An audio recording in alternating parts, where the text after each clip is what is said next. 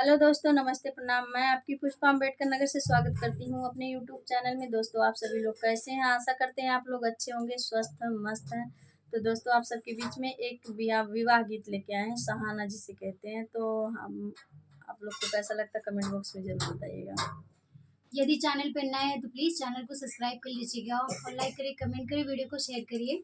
आप सभी को ऐसे प्यारे प्यारे अच्छे अच्छे हिंदी, भोजपुरी, देहाती, अवधी गीत, मतलब हर तरह के गीत सुनने को मिलेगी। मोरे पिछुआरा शाहजने कई पेड़ावा, शाहजने कई पेड़ावा। अरे शाहजन फूलेला कचनार रे लालनवा। अरे शाहजन फूलेला कचनार रे लालनवा।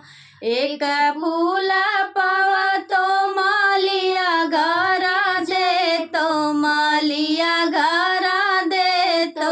अरे मऊरू में फूल ना लगावे रे लालनवा। अरे मऊरू में फूल ना लगावे रे लालनवा। मोरे पिछुआरा शाहजने कई पेड़ावा, शाहजने कई पेड़ावा। अरे शाहजन फूलेला कचनार रे लालनवा। अरे शाहजन फूलेला कचनार रे लालनवा।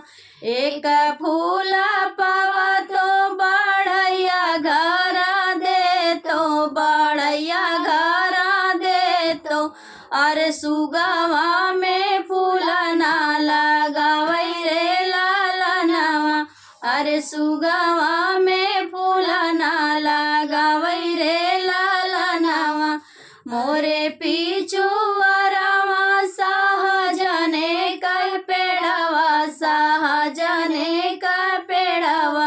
अरे शाहजन फूलेला कचनार रे लालनवा। अरे शाहजन फूलेला कचनार रे लालनवा। एक फूला पावा तो कोहरा घरा दे तो, कोहरा घरा दे तो। अरे कलशा में फूल ना लगावै रे लालनवा। अरे कलशा में फूल ना लगावै रे लालनवा। मोरे पिछुआरा शाहजने का पेड़ावा, शाहजने का पेड़ावा। अरे शाहजन फूलेला कचनार रे